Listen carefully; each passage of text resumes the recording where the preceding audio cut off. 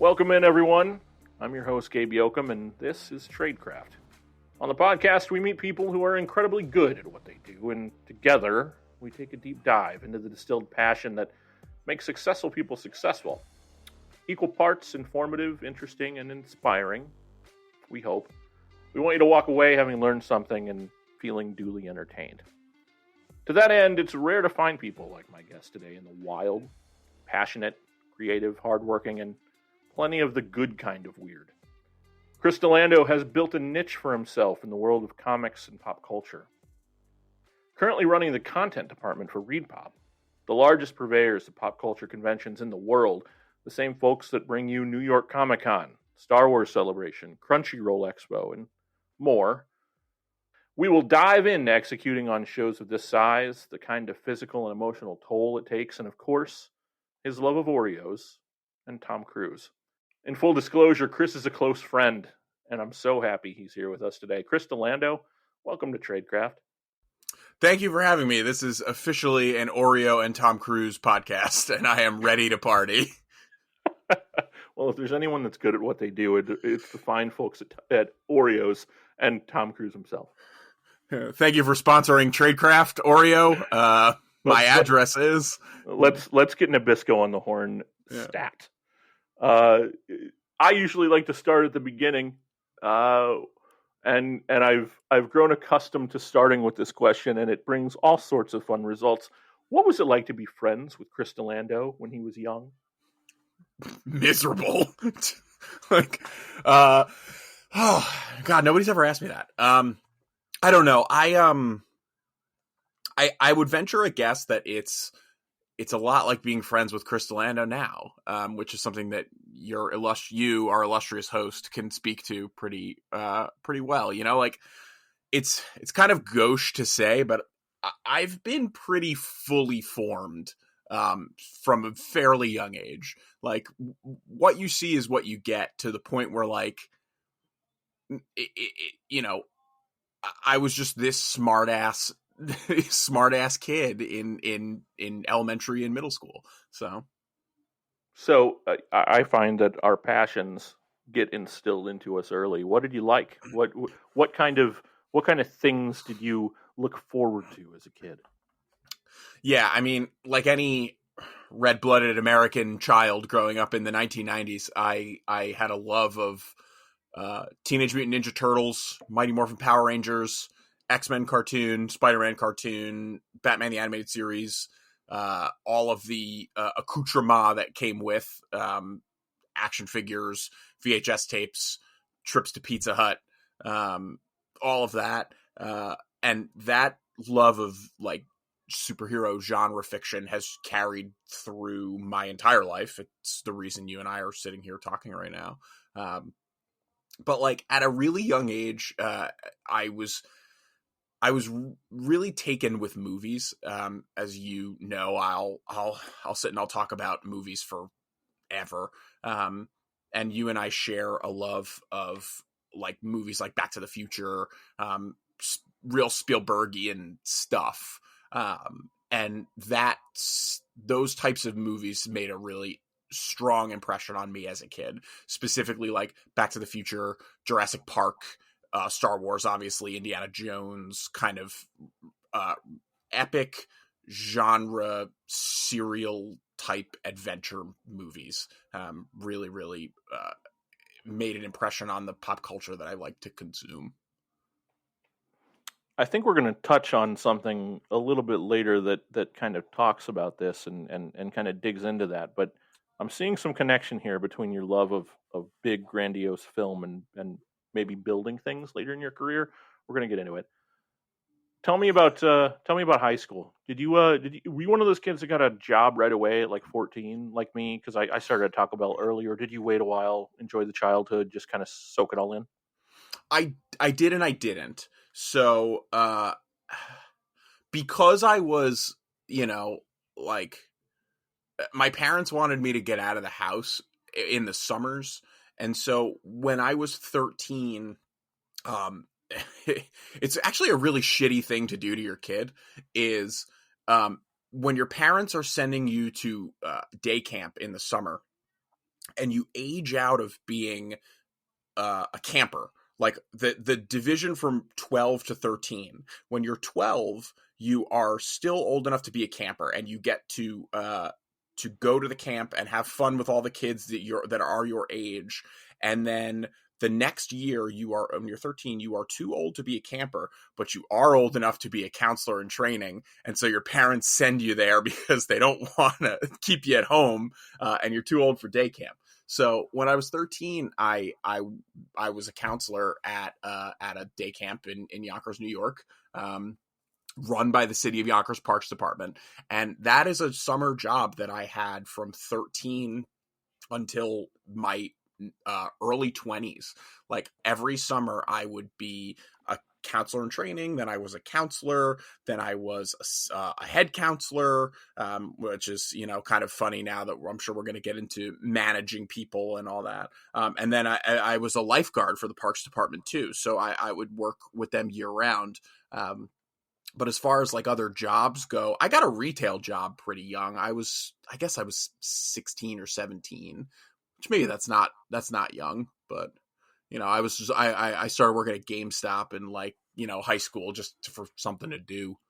This may well not interest any of our listeners, but I have to know, what does a camp counselor do other than a lifeguard? Like what's different between being a camp counselor and being a kid that goes to camp? Yeah. So, as a camp counselor, or as a counselor in training, rather, not a lot. You just hang out with the kids all day. You've got a little bit more responsibility, but like you're kind of a gopher. When you're an actual counselor, you have a little bit more responsibility. You have to deal with the parents. But this day camp, was run by the city. It was run in a middle school that, was obviously not being used because it's the summer. And it's the only school in the city of Yonkers that has a pool. So everyone wanted to go to this one. And we would literally just hang out in a classroom with these kids all day. Every hour you would cycle through like, oh, this hour we're playing kickball and we take them outside, and this hour we're playing board games. And then, we've got 40 minutes in the pool, and then lunch. And then, you do that again in the afternoon, and then you send the kids home. That's really it. And I loved it. I had a lot of fun. It kind of just, you were just hanging out really all day, even when I was a little bit older and the kids were younger. Like when I was a counselor and a head counselor, it was just fun to hang out with some youths of the day and play Connect Four. So take me to your college experience. We've been friends for nearly 4 years, and I can fill a thimble with what I know about your life at college. You went away for school, right? I did. I went to SUNY Binghamton, State University of New York. Kids, if you're listening to this, go to a state school. My college loans are paid off. I had a very good college experience, but I wouldn't really call it typical.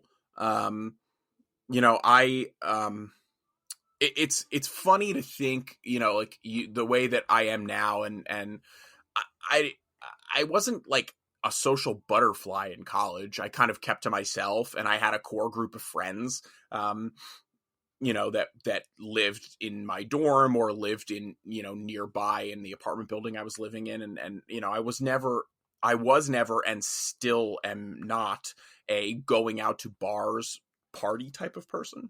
And Binghamton is really big on that. So I didn't partake in that a lot, in that culture of the school a lot, but we used to get turned up in our dorm room a lot, and like in our off-campus housing complex quite a bit. It just always, maybe it's the frugality in me, but I always was just like, well, we have beer here and it's much cheaper. Why are we going to go stand there and drink the same beer for more money? Life lessons that would carry me through to my budgeting in later life.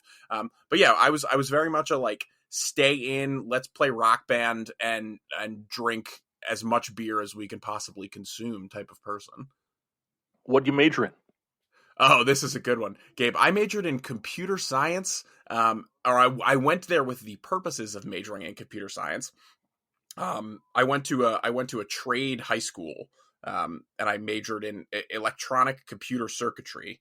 and I was like, I'm going to take that through to college, and I'm gonna learn computer science. And I got there, and computer science was really not for me. God bless anyone who could do it. But I discovered, like, much later than I probably should have, that it wasn't for me. So I had already, like, I was at the end of my sophomore year when I changed my major, and I changed it to economics. So I majored in economics, and with a minor in computer science. I majored in economics because I didn't really know what I want to do, and I think there's some element of sociopathy to kids in college and in high school who know exactly what they want to be. And I was like, yeah, economics is, like, general enough that I feel like I can take that anywhere I want to go, and it'll look impressive enough on a resume. And I did it. I failed economics the first time I took it in college, and I couldn't get away fast enough. I'll be honest, I've retained absolutely none of it. I can't tell you. I computer science too. I've retained absolutely none of it. I think I can do a supply and demand graph. That's about it, and that's literally just a line graph. So, well, it's interesting, right? Because I'm from the wilds of Indiana, and in the wilds of Indiana, we don't have anything called a trade high school. We just have normal high school, and so I. In the same boat as you, I went to college, and I have a history degree, which is why I sell shit for a living. So I mean, it's kind of the same. It's the same, kids. The takeaway here, I think, is that ultimately, go to college, enjoy yourself, but then find out what you want to do afterwards. Exactly. The trade school is such a unique phenomenon that I still can't wrap my head around yet, having gone there for 4 years. Now canceled comedian Louis C.K. always had a really good thing about trade high schools. And I hate to give him credit, but it was a thing where he's talking about how we tell our kids that they can do anything and they can be anything. And then we send them to a trade school, and it's like, here, you can be 8 things. And it really did feel like that. Like we had like architecture, culinary, electronics, which was what I did. We had like some kind of mechanical engineering, and then there was like auto, HVAC, cosmetology, like that kind of stuff. I would like a peek into the alternate reality where Chris chose cosmetology as his major in trade high school. Well, considering I'm doing nothing with electronic computer circuitry, I'd imagine it wouldn't have really been that different. Uh-oh. That's all fine and good, but this is a podcast I lost it for a second. Did about doing my things cut really out? well. So I want to talk about, I mean, mainly because our shop talk conversations in private are always so fun. I want to talk about on-site execution at our live events with ReedPop. I'm gonna gush, so prepare yourself. You inspire awe in me with your ability to separate the want to from the have to. And we talk about your budgeting skills, and I think that's where it comes in. But when we're on site and decisions have to be made right now, that's key. So let's start there. What do you think contributes to that ability to make the next best decision? I find myself with decision fatigue pretty regularly, but you seem to have an uncanny ability to leap if you need to.